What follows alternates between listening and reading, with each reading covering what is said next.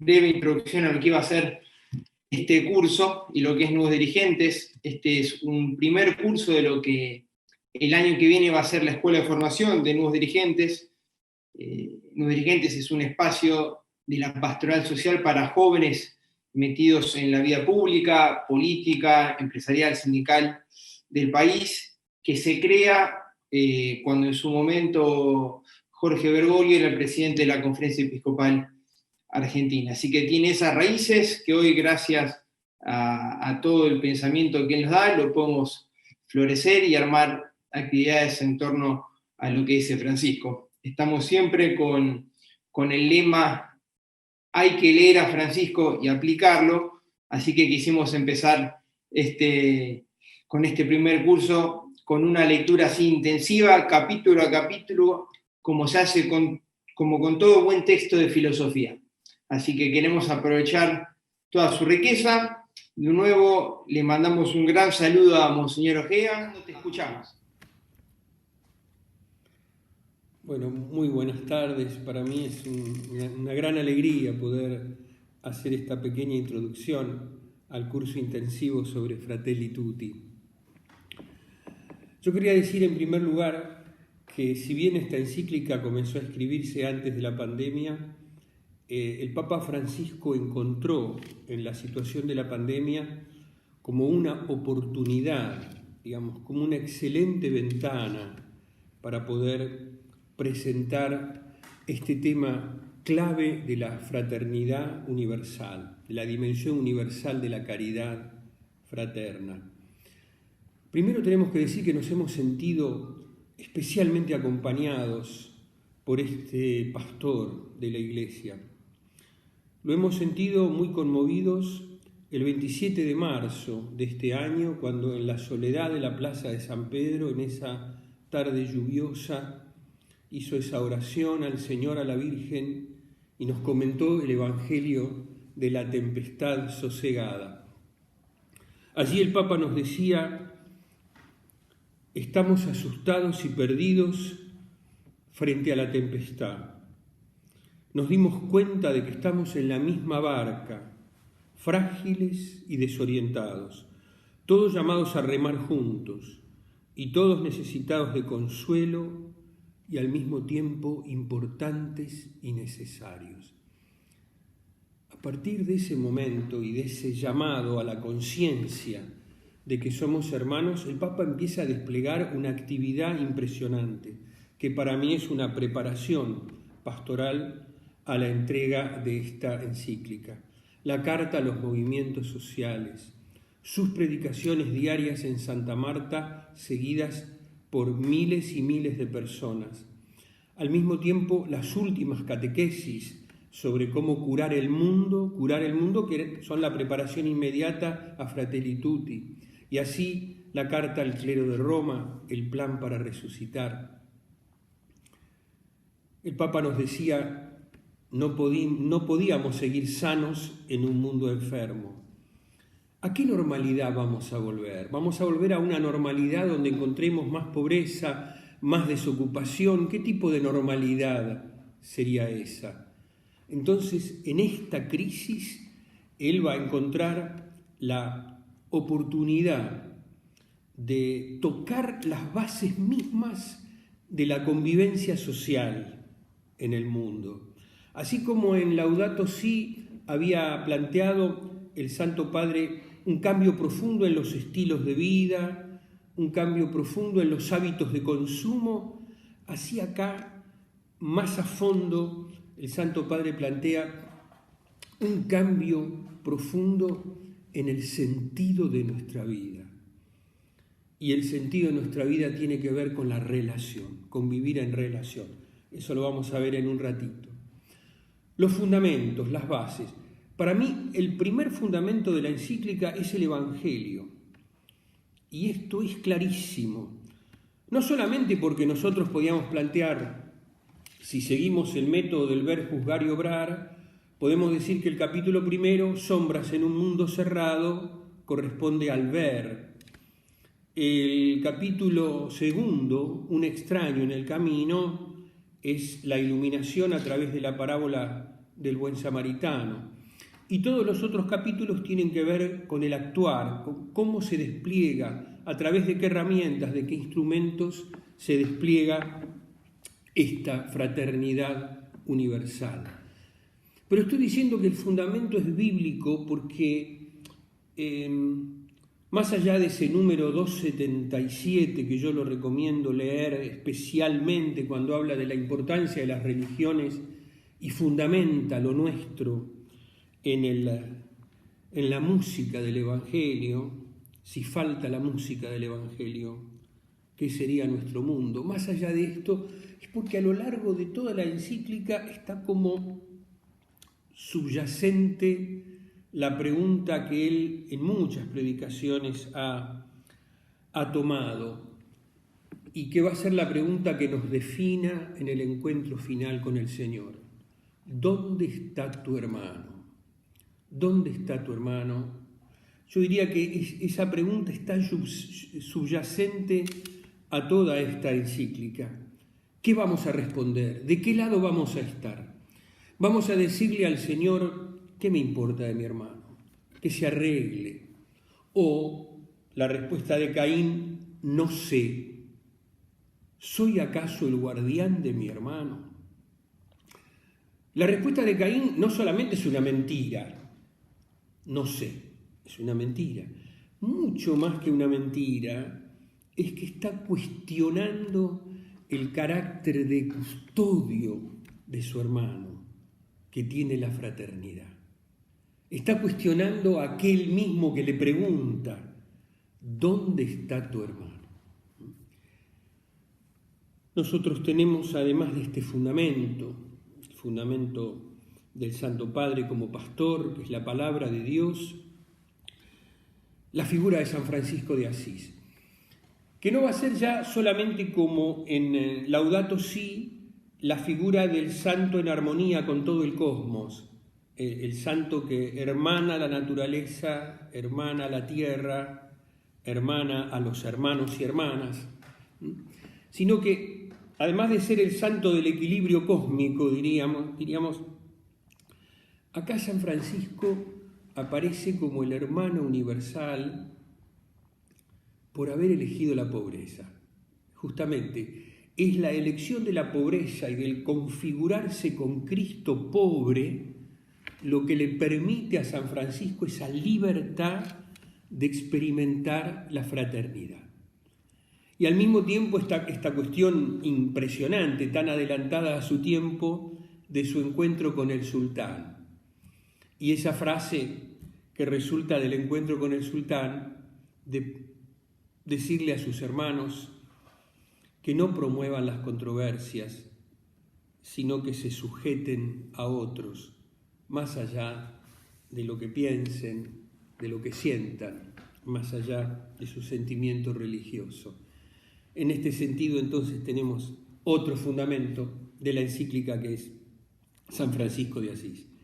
Y en tercer lugar, el encuentro con el imán Al-Tayeb en Abu Dhabi, en donde los dos jefes de las religiones monoteístas más importantes del mundo se comprometen a cultivar el diálogo como camino, la colaboración mutua como conducta y el conocimiento recíproco como método y como criterio para avanzar.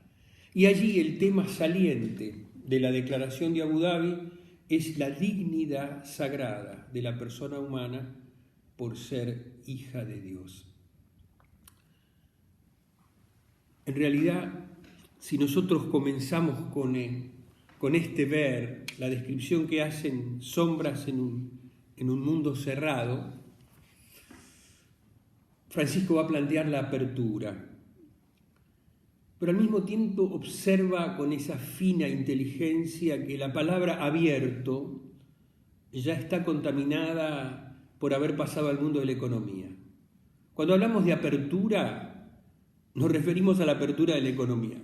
No nos referimos a la apertura del corazón, a la apertura, a la amplitud de criterio. No, la apertura ya ha sido cooptada, esa palabra, por la economía. describe magníficamente cómo nos hemos convertido en el mundo en que vivimos en espectadores. Somos espectadores, ¿sí? Como que no formamos parte, no pertenecemos plenamente, sino que lo miramos de afuera. Y de alguna manera entramos y salimos cuando queremos. Esto tiene que ver bastante con la cultura de la imagen, con la civilización de la imagen y con los límites que tiene esta cultura, sin negar los impresionantes avances que ha permitido los descubrimientos científico-técnicos que nos han hecho sobrevivir a esta pandemia, pudiendo trabajar en muchos sentidos. El mundo en que vivimos nos transforma en consumidores. Somos consumidores. Y ese rol va como marchitando gradualmente el tema de la relación y el tema de los vínculos. El Papa va a decir claramente que es justamente por donde nos vamos enriqueciendo. La globalización nos acerca, pero no nos hermana, no nos hace más fraternos. Comienza el fin de la conciencia histórica. Esto es gravísimo. El desarraigo que vivimos, el creer que pertenecemos a un mundo que de una manera más o menos abstracta y monocromática, va a decir el Papa, se va como extendiendo en todas las culturas. Y cada cultura se va subordinando a esta globalización, perdiendo el sabor propio y conociendo lo que es el desarraigo. El mundo comienza cuando empiezo yo. Esta negación de la historia, este corte con las raíces, este corte con la memoria, hace que nos sintamos vacíos. El Papa va a hablar y va a utilizar la expresión de pueblos sin alma. Al mismo tiempo, la política ya no consiste en debate de ideas, la política consiste en destruir al otro, en aniquilar al adversario. Los derechos humanos no son universales, pone como ejemplo el derecho de las mujeres. Entramos en una suerte de nominalismo declarativo, la Carta de los Derechos Humanos de las Naciones Unidas, que está exaltada por el Papa, pero al mismo tiempo con el temor de que hablemos mucho de muchas cosas, pero sin cambiar de verdad. Y esto lo dice específicamente frente al tema del derecho de las mujeres. El tema del descarte, solo se ve lo útil. Entonces no importa el anciano, el discapacitado, el no nacido, el inútil. Entonces, el criterio es el criterio de la utilidad. ¿Sirve o no sirve? Vivimos recelándonos, sospechándonos unos a otros. Aparecen los temas del miedo, los conflictos y el miedo. Mi mundo frente a nuestro mundo. Cada uno tiene su mundo. Ellos en lugar de el nosotros. Quien construye muros se queda dentro de los muros. Entonces terminamos en un aislamiento, en un individualismo y en una soledad que muchas veces masticamos amargamente. La pandemia pone al descubierto la pertenencia común. Nos hemos empachado de conexiones y hemos perdido el sabor de la fraternidad. En medio de todo este panorama sombrío y cerrado, yo diría solitario, aparece la luz del Evangelio. Aparece la necesidad de optar. Y aquí la parábola del buen samaritano. Hay dos posibilidades. O nosotros nos convertimos en los salteadores y en los que pasan de largo por el camino, o nos convertimos en el hombre caído y en el buen samaritano. No hay opciones. Cada vez se hace más cercana la necesidad de optar. ¿Qué es lo que une al buen samaritano con el hombre caído? La experiencia de la igual dignidad humana. Y aquí el Papa va a poner uno de los grandes fundamentos de la encíclica.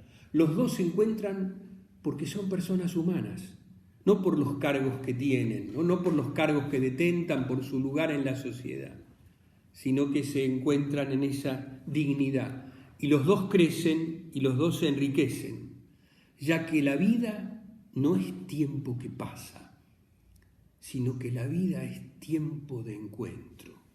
Entonces tenemos que tener la capacidad de dejarnos sorprender por el encuentro con el hermano, que puede enriquecerme de verdad. La vida no es tiempo que pasa, sino es tiempo de encuentro. Esto es contracultura y hacer contracultura. Decíamos que el Papa va a tocar las bases mismas de nuestra convivencia social. Y digo que es hacer contracultura porque somos analfabetos, va a decir, en cuidar a los más débiles. No queremos perder el tiempo con problemas ajenos. Estamos siempre muy apurados. Y la dignidad justamente es alterarse de que haya hermanos míos que no tienen las mismas posibilidades. Luego va a plantear la dimensión universal de la caridad. Estamos hechos para el amor. El amor en realidad tiende a expandirse. Nosotros lo vivimos en la experiencia del enamoramiento. Cuando un hombre, una mujer tienen un enamoramiento profundo, todo cambia, todo tiene otra luz, todo parece bueno, porque nos enriquecemos, estamos hechos para la relación. Entonces me convierto en mejor persona, mejor amigo, mejor amiga, mejor hermano, mejor hermana. Todas mis áreas vinculares cambian cuando tengo un amor profundo. Se enriquecen, pero al mismo tiempo el amor tiende a expandirse en su dimensión universal. Tendemos a amar al hombre. Cuando amo a un hombre, cuando amo a una mujer, amo al ser humano mismo. Estoy tocando el corazón humano mismo. Y finalmente, entre las cosas propuestas, como el diálogo, en el capítulo 6, es necesario encontrar una base sólida que esté más allá y que nos invite a dialogar.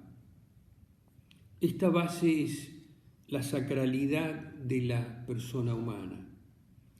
Pero los acuerdos se basan no en una pequeña élite que hace un arreglo, un acuerdo, que pacta, sino que se hace a través del pueblo. Y aquí aparece una categoría que Francisco desarrolla notablemente en su pensamiento y particularmente en esta encíclica. Simplemente recordar que pueblo para el Papa es el término con el que el Concilio Vaticano II designa a la Iglesia, que con una definición de San Cipriano, la Numen Gentium nos enseña que la Iglesia es un pueblo unido, pero no con cualquier unidad, sino con la unidad del Padre, del Hijo y del Espíritu Santo. Dios es relación, Dios está continuamente saliendo de sí mismo, Dios está continuamente recibiendo. El Padre engendra desde toda la eternidad al Hijo y ambos inspiran al Espíritu Santo. Por eso la Iglesia, a semejanza de la Trinidad, es pueblo en relación, pueblo que se enriquece a través de relaciones culturales, sociales. Es un pueblo, la Iglesia, que se encarna en todos los pueblos de la tierra. Y a través de esa encarnación en todos los pueblos de la tierra, tiene su proyecto histórico, tiene su conciencia histórica.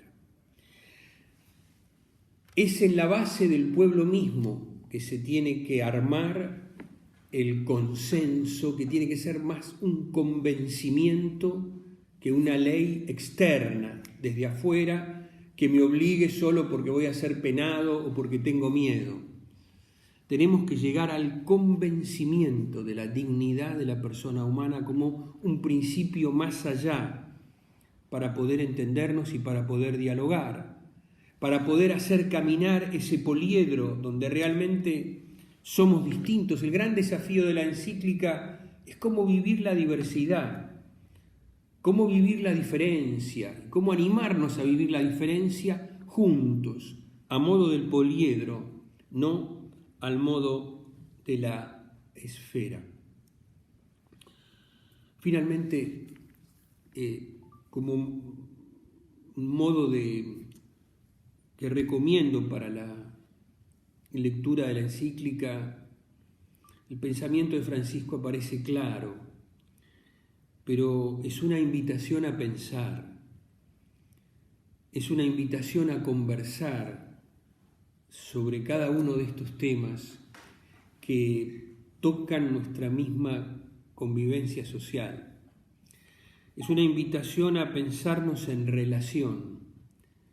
Es una invitación a pensar, me pongo delante de mí mismo, me pongo delante de Dios y trato de recuperar el sentido del por qué estoy en este mundo.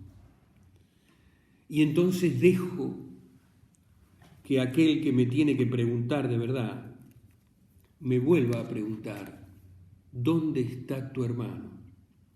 Y yo pueda responder con un corazón lleno de rostros que he podido e intentado cuidar a mi hermano, porque si no, pierdo mi propia identidad. Se diluye la identidad de la persona humana cuando no se cultiva la relación fraterna. Nos perdemos cada uno de nosotros cuando no podemos mirar a nuestro hermano a los ojos, cuando decimos, ¿soy acaso yo el guardián de mi hermano? Bueno, que el Señor nos ayude a ir profundizando día a día esta encíclica cuyo fundamento último es el corazón del Evangelio.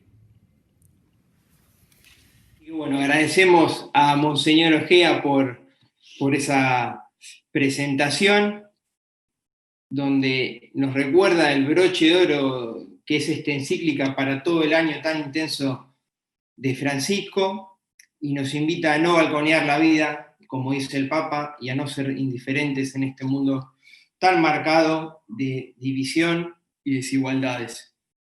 Decíamos que estamos en un momento extraordinario de la historia donde esta encíclica viene muy oportuna, porque es un momento muy simbólico y muy oscuro por todo lo que pasa en el mundo, oscuro por los grandes dramas que se están viviendo, y simbólico porque el coronavirus es un virus que cuando te agarra te deja sin olfato y sin gusto. Y por lo tanto es un llamado importantísimo a la acción para el cristiano, porque el cristiano está llamado a ser sal de la tierra y luz del mundo, darle gusto a la existencia, y es lo que el Papa Francisco nos propone en la primer oración de Fratelli Tutti. Dice que nos viene a proponer una forma de vida con sabor evangelio. Así que así no demoramos más. Le voy a pasar la palabra a Monseñor Fernando Maletti, obispo de Merlo Moreno, que nos va a hablar del primer capítulo de la Fratelli Tutti, que es Las sombras de un mundo cerrado. Fernando, te escuchamos. Así es, muchas gracias y qué bonita tu introducción. Nos pone en tema junto con esta síntesis que no solo fue la introducción de los números 1 al 8, sino de toda la encíclica que nos hizo Monseñor Ojea. Ciertamente, a un mundo cerrado tenemos que abrirlo con fraternidad, una fraternidad abierta, un nuevo sueño que no se quede en palabras, un nuevo sueño sin fronteras, un nuevo sueño de comunicar el amor de Dios sin guerras, sin dialécticas, sin imponer doctrinas. La encíclica, además de la introducción, tiene 8 capítulos. El primer capítulo, como bien anticipaba Oscar Ojea, es el ver, en este método que ya nos tiene acostumbrada la Iglesia en América Latina y el Papa Francisco, del ver, juzgar y orar. Y en el ver, Francisco nos dice, ojo, atención ante algunas tendencias que desfavorecen el desarrollo de la fraternidad universal. Este capítulo tiene como 12 puntitos, que es lo que voy a describir brevemente, más que nada haciéndolo hablar a Francisco y haciendo breves comentarios. El primer puntito de 12 es los sueños que se rompen a pedazos, que van del número 9 al 12. Si alguien cree que solo se trataba de hacer funcionar mejor lo que ya hacíamos, o que el único mensaje es que debemos mejorar los sistemas y las reglas ya existentes, está negando la realidad, dice el Papa en el número 7. Por lo tanto, continúa Francisco, se necesita una comunidad que nos sostenga, que nos ayude, en la que nos ayudemos unos a otros a mirar para adelante. Como decía Ojea, qué bueno, qué importante es soñar juntos. Solos corremos el riesgo de tener espejismos en los que vemos lo que no hay. Los sueños se construyen juntos. Estamos más solos que nunca en este mundo masificado, dice el Papa Francisco, que hace prevalecer los intereses individuales y debilita la dimensión comunitaria de la existencia. La política se vuelve cada vez más frágil frente a los poderes económicos transnacionales que aplican el divide y reinarás. Por eso, sueños que se rompen a pedazos, del número 9 al 12. Del número 13 al 14, el Papa señala otra tendencia que desfavorece el desarrollo de la fraternidad, y es el fin de la conciencia histórica. Por eso mismo, dice el Papa Francisco, en el número 13, se alienta también una pérdida del sentido de la historia que disgrega todavía más. Se advierte la penetración cultural de una especie de deconstruccionismo, donde la libertad humana pretende construirlo todo desde cero. Deja en pie únicamente la necesidad, continúa el Papa, de consumir sin límites y la acentuación de muchas formas de individualismo sin contenidos. La tercera tendencia que señala el Papa, que va del número 15 al número 21, es sin un proyecto para todos. La mejor manera de dominar y de avanzar sin límites es sembrar la desesperanza y suscitar la desconfianza constante, aún disfrazada detrás de la defensa de algunos valores. Hoy, en muchos países, dice el Papa, se utiliza el mecanismo político de exasperar, exacerbar y politizar. En este juego mezquino de las descalificaciones, el debate es manipulado hacia el estado permanente de cuestionamiento y confrontación. Cuidar el mundo que nos rodea, dice el Papa, y contiene, es cuidarnos a nosotros mismos. Pero necesitamos construirnos en un nosotros que habite en la casa común. Ese cuidado, dice Francisco, no interesa a los poderes económicos que necesitan un rédito súbito, un rédito rápido. En esta cultura que estamos gestando, vacía, inmediatista y sin un proyecto común, es previsible que, ante el agotamiento de algunos recursos, se vaya creando un escenario favorable para nuevas guerras disfrazadas de nobles reivindicaciones. En el fondo, no se considera a las personas ya como un valor primario que hay que respetar y amparar, especialmente, como decía Monseñor Oscar Ojea, si son pobres o discapacitados, si todavía son útiles como los no nacidos o si ya no sirven como los ancianos. Este descarte se expresa de múltiples maneras, va a decir el Papa en el número 20. El cuarto punto de algunas tendencias que desfavorecen el desarrollo de la fraternidad universal, que va de los números 22 al 28, es que los derechos humanos no suficientemente universales. Muchas veces se percibe que, de hecho, los derechos humanos no son iguales para todos.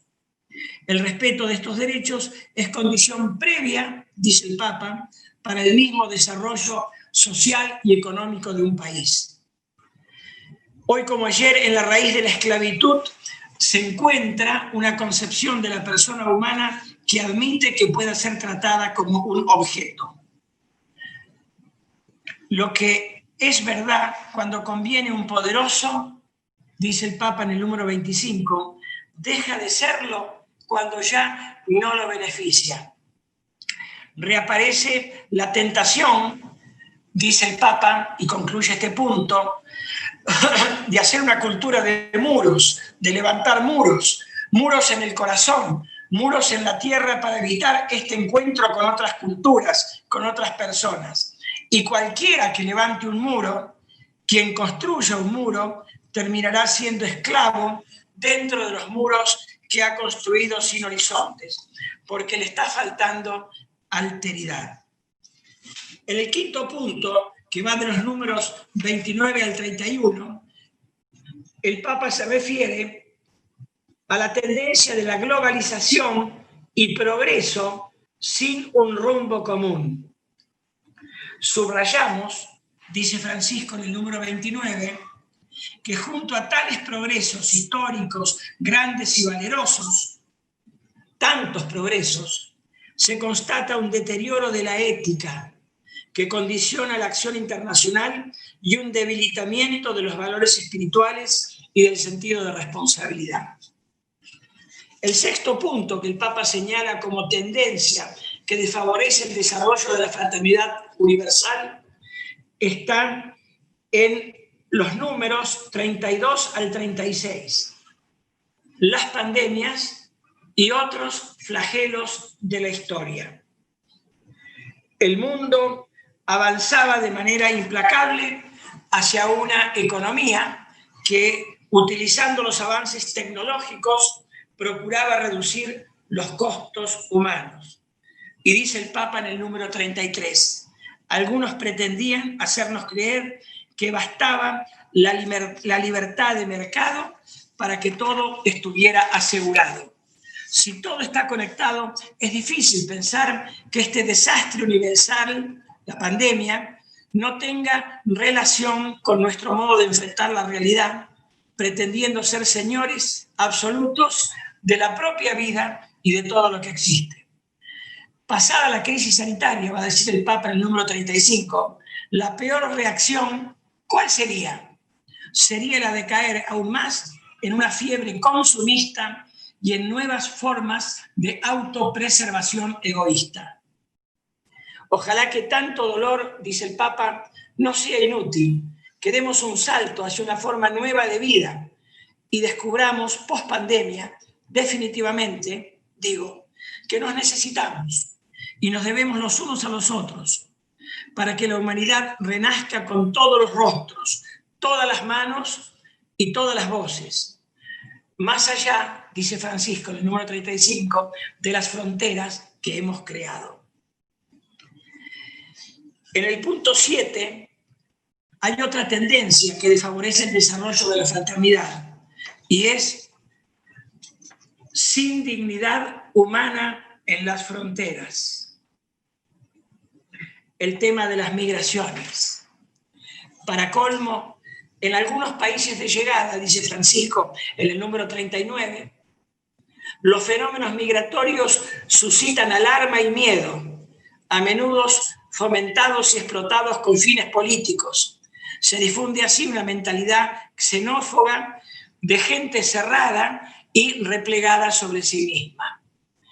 Este punto, el número 7 que acabo de hablar, sin dignidad humana en las fronteras, que va de los puntos 37 al 41 de la encíclica, no tiene desperdicio, porque, como decía Monseñor Ojea, no solo es el corazón interior de la apertura, sino una apertura real, concreta, contundente, que nos haga romper, reventar esquemas, como el grano de trigo, que si no muere, no se entierra, no revienta, dice Jesús, no da fruto. Como decía Atahualpa Yupanqui, semilla te has hecho árbol. ¿Y ese árbol cuál va a ser? La fraternidad universal, donde todos, de todos los colores y las culturas, podamos integrarnos, incorporarnos y vivir realmente como hermanos, no sea esto una utopía. En el número 8 de los 12, el Papa señala otra tendencia, que es la ilusión de la comunicación, que va de los números 42 y 43. En cambio, dice el Papa, los medios de comunicación digitales pueden exponer el riesgo de dependencia, de aislamiento y de progresiva pérdida de contacto con la realidad concreta, obstaculizando el desarrollo de relaciones interpersonales auténticas. La conexión digital no basta para tender puentes, no alcanza para unir a la humanidad. No nos hagamos ilusiones. El Papa habla de persona a persona en Evangelii Gaudium. El noveno punto que el Papa señala como una tendencia que desfavorece el desarrollo de la fraternidad universal es la agresividad sin pudor. Números 44 al 46. No cabe ignorar que en el mundo digital están en juego ingentes intereses económicos, dice el Papa, capaces de realizar formas de control más sutiles como invasivas, creando mecanismos de manipulación de las conciencias y del progreso y del proceso democrático, número 45 de la encíclica. Estos circuitos cerrados, queridos nuevos dirigentes, facilitan la difusión de informaciones y noticias falsas, fomentando prejuicios y odios.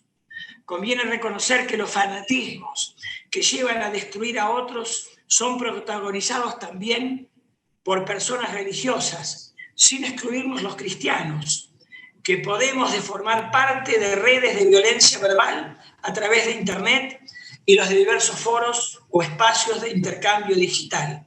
Aún en medios católicos, dice el Papa, se pueden perder los límites, se suelen naturalizar la difamación y la calumnia y parece quedar fuera toda ética y respeto por la fama ajena.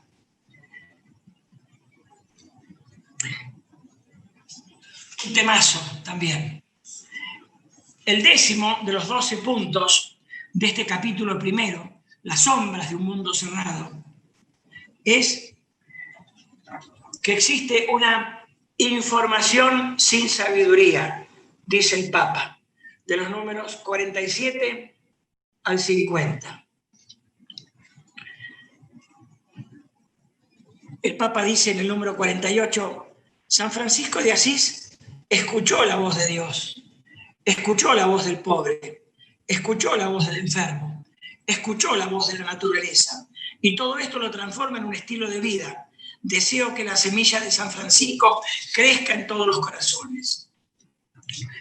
Claro, el cúmulo abrumador de información que nos significa, que nos inunda, no significa más sabiduría.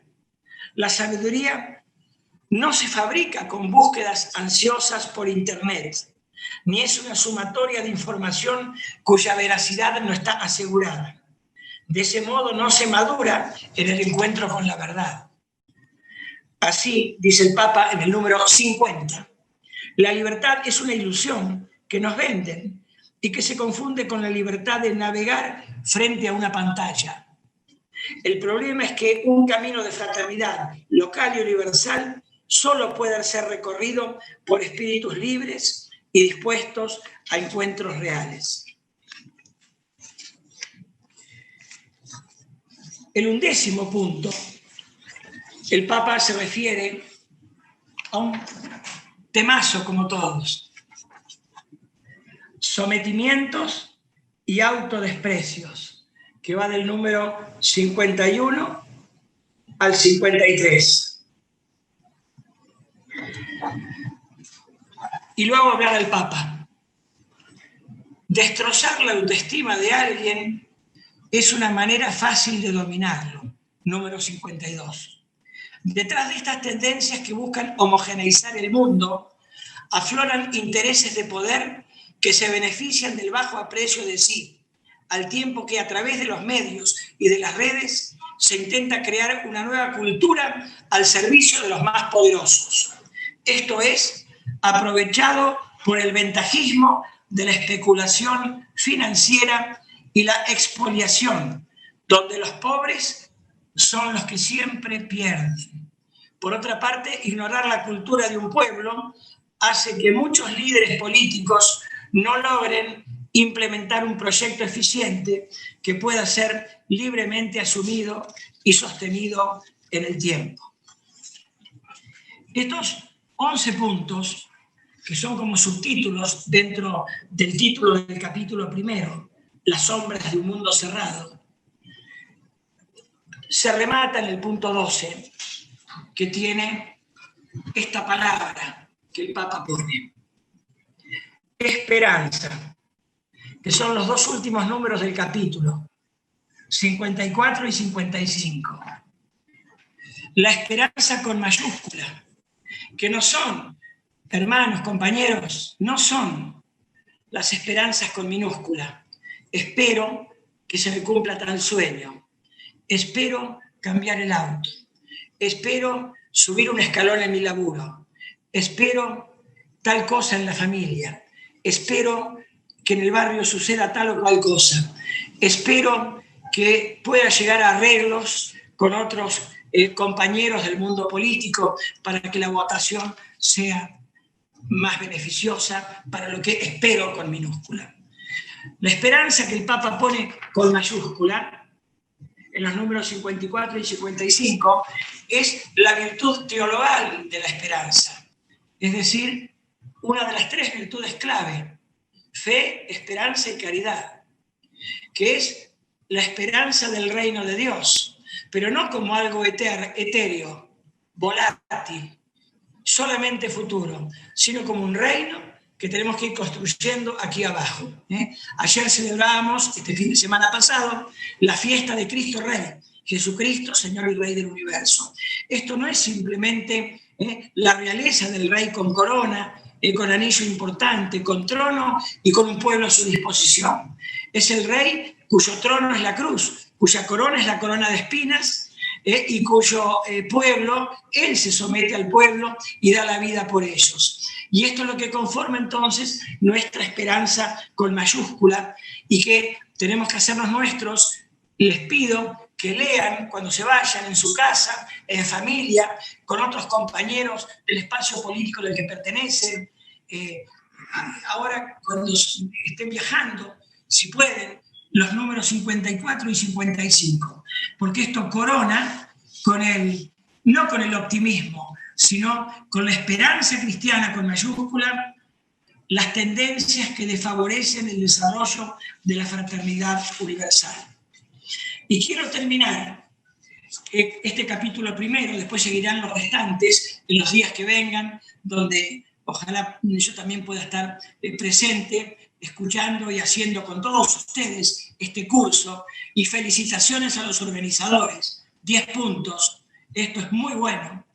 El final de la encíclica, al final el Papa nos dice a las religiones, como decía Monseñor Ojea, el Papa arranca con musulmanes y cristianos ortodoxos y hace alusión a todas las grandes religiones, a otras iglesias y a los hombres y mujeres de buena voluntad, aunque no tengan creencia. Y nos dice que las religiones no inciten nunca a la violencia, no inciten nunca a la guerra, no inciten nunca a sentimientos de odio, hostilidad, extremismo, ni al derramamiento de sangre. En estos tiempos de pulseadas también que hay por proyectos legislativos diversos, que hay hoy y que habrá siempre, es muy importante que tengamos presente la actitud como gente religiosa y también como políticos que tenemos una dimensión espiritual, religiosa de la vida. Las desgracias es cuando nosotros desviamos las enseñanzas de nuestra fe, cuando hacemos un uso político de la religión o de la iglesia a la que pertenecemos, o cuando interpretamos a partir de sentimientos religiosos abusivos que están todavía en el corazón de los hombres, yo diría fundamentalistas. Qué hermoso entonces esto que el Papa nos dice, las sombras de un mundo cerrado, la esperanza, para que prestemos atención a estas 11 tendencias que desfavorecen el desarrollo de la fraternidad universal. Muchas gracias. Muchas gracias, Fernando. Espectacular. Me quedo con 3 puntos de lo que dijiste. Debemos tener hoy la opción preferencial por la esperanza, además de la opción preferencial por los pobres, y que la sabiduría no se consigue buscándola en Internet, sino a través del encuentro. Y después, por último, estos puntos que destacás vos, el 54 y el 55, hay unos que Francisco dice: el desprecio hacia lo local y el autoestima nacional, y es muy bravo contra los que están todo el tiempo insultando y calumniando hacia su propia cultura, hacia las tradiciones de su pueblo, y dice: quien mira a su pueblo con desprecio establece en su propia sociedad categorías de primera o segunda clase. Y eso es uno de los grandes males de hoy, hacer esa división entre ciudadanos de primera o de segunda. Y bueno, por último, de todo también de lo que has dicho, la conclusión que podemos sacar es que la fe es un deporte de contacto. Hay que meterse, hay que involucrarse, y que amar se ama con las manos, porque el resto es literatura, como dice José Luis Descalzo. Así que de nuevo, muchísimas gracias a Fernando Maletti, que siempre nos apoya, siempre estando en las charlas, en nuestros encuentros, que si uno ve después los comentarios de YouTube, Fernando, te recomiendo, tenés un club de fans, están todos elogiando siempre. Así que los esperamos mañana con Monseñor Eduardo García, obispo de San Justo, y el padre Tano, de la parroquia San José de Ciudad Evita, que es miembro del equipo de los curas Villeros. Nos van a hablar del capítulo 2, que es el del buen samaritano, y nos van a contar su experiencia viva de buen samaritanismo que hacen ellos todos los días desde el hogar de Cristo. Vamos a estar toda la semana por este mismo medio, y los esperamos. De nuevo, perdón por las fallas técnicas de hoy, y la idea es que los próximos no se alarguen tanto, que tengan una duración máxima de 40 minutos para que después se pueda volver a disfrutar. Así que de nuevo los saludo a todos y muchísimas gracias. Los esperamos mañana.